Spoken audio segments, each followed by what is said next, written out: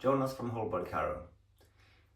One of the reasons it's so hard to fully recover from ongoing long-term back issues is to get structural changes in the muscles. So if you have long-term inflammation in these joints, it will spread and lead to changes in the muscles. So if you took a muscle biopsy of a muscle that have had inflammation around it for a long period of time, you start to see a change from slow twitch fibers into fast twitch fibers. And close to the spine you want slow twitch fibers because they have better postural endurance, so you can stand around and keep posture for a long period of time without fatiguing. But if you can start to get more fast twitch fiber, they're more fiery and twingy, but get fatigued quicker.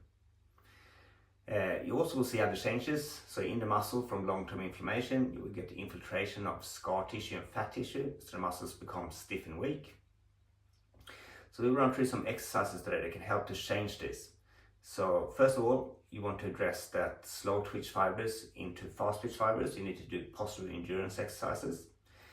So for today, we're particularly going to target the muscles on the side that runs in between these spinal processes here, the transverse process, intertransversally, but it will also go out further in quadratus lumborum and other muscles on the side here.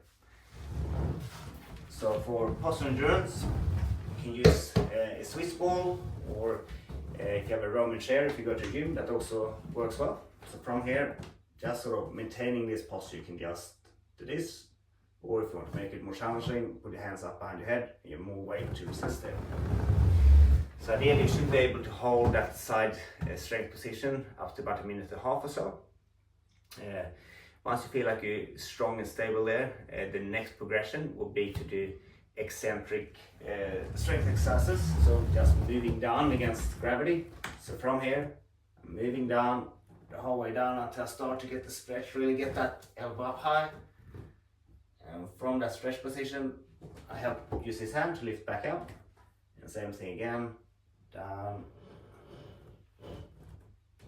get the stretch, and up. So stretch is important to break up scar tissue and adhesions. And then the next thing is to start to go down and up. So down, get the stretch, lift back up.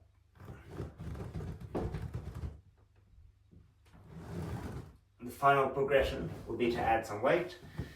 So one way I can do it just with my body weight is bring my hands up straight above my head. So from here, down, get the stretch, and back up.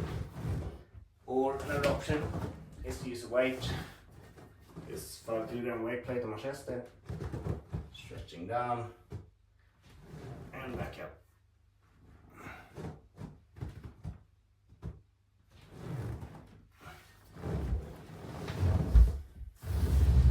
Quite a few different steps there. Don't rush through it, slowly take your time to actually create healthy structural changes in the muscles to get rid of the scar tissue infiltration, to get rid of fat tissue infiltration, to get slow twitch fibers back. You need consistent loading of these muscles over a long period of time to give the body a reason to change back into the healthy muscle tissue.